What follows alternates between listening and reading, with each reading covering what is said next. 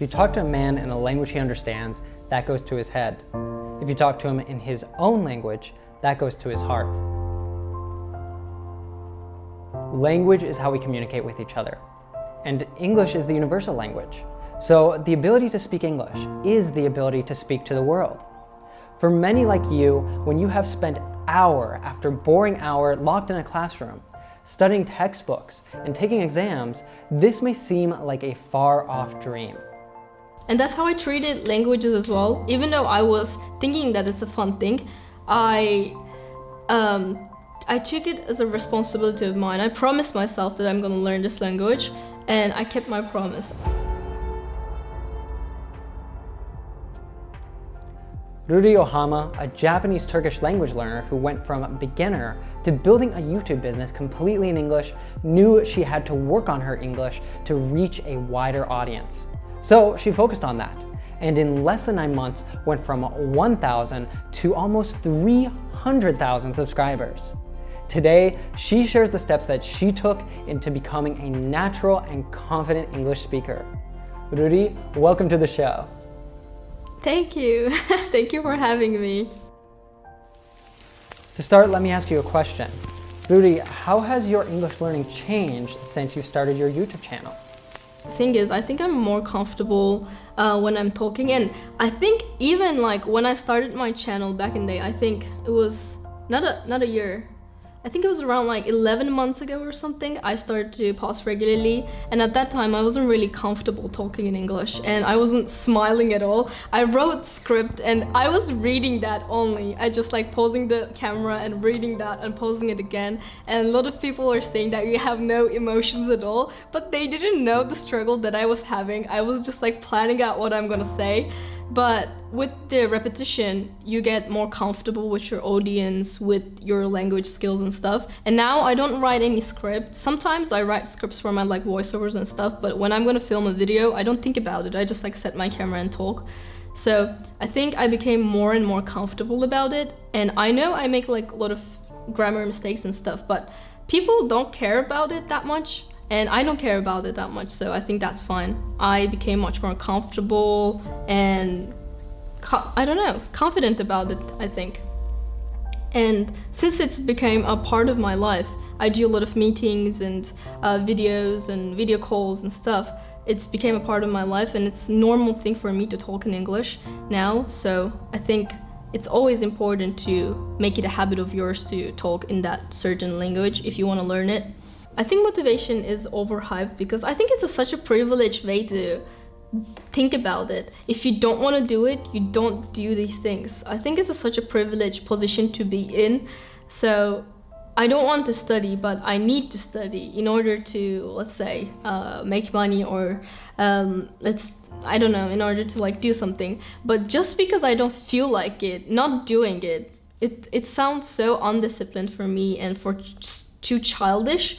We're not child anymore, we're grown adults and we have responsibilities and we have things to do. And saying that you're not gonna do it just because you don't want it, I don't know, it sounds ridiculous to me, even though I do it quite a lot too.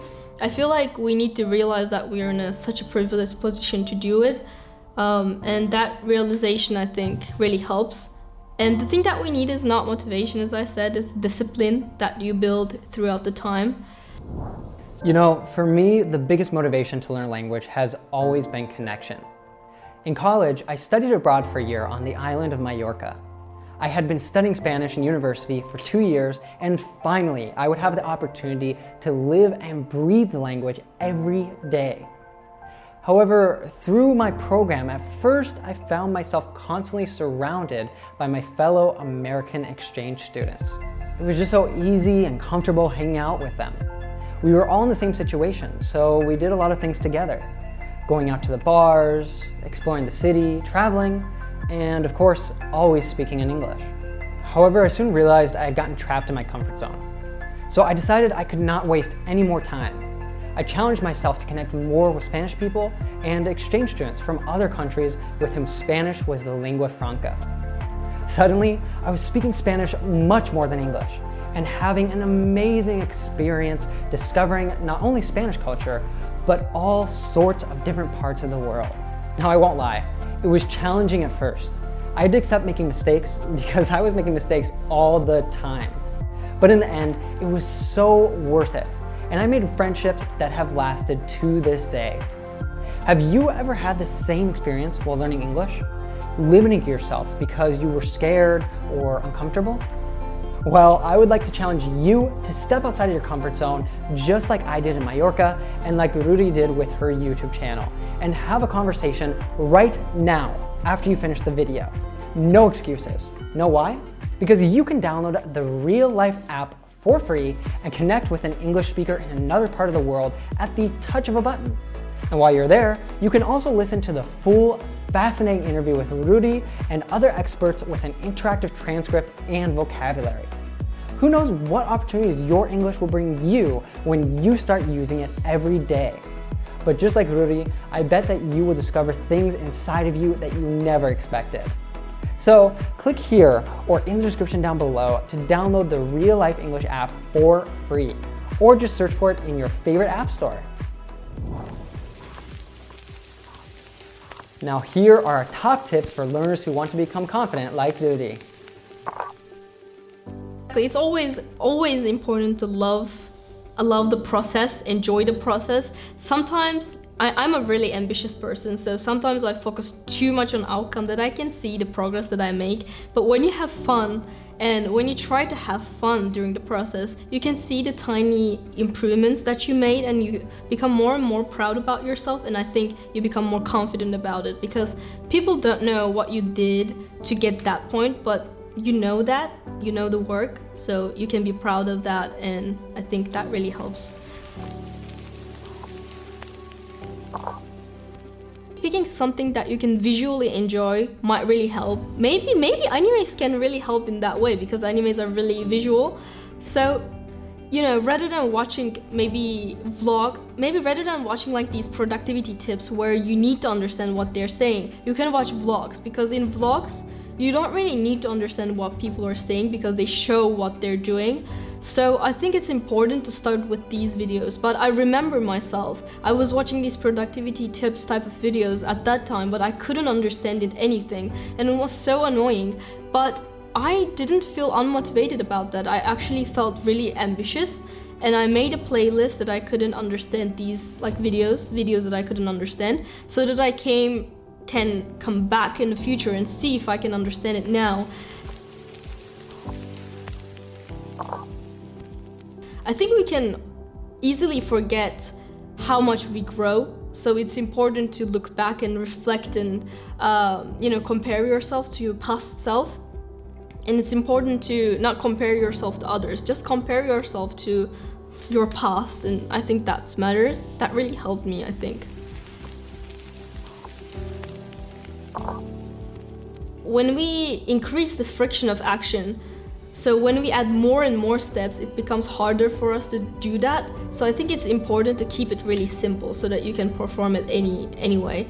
We're so good at making excuses, but there are like little tiny things that you can do and change in your life that will allow you to talk that language. So I would recommend, yeah.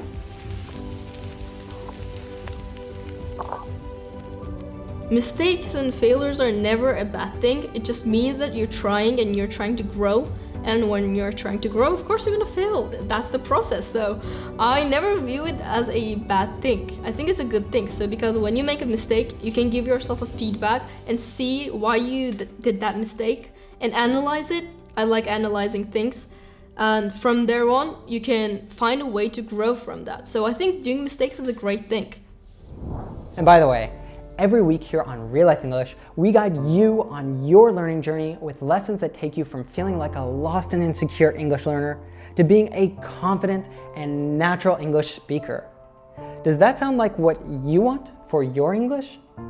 Then join our community by hitting that subscribe button and the bell down below.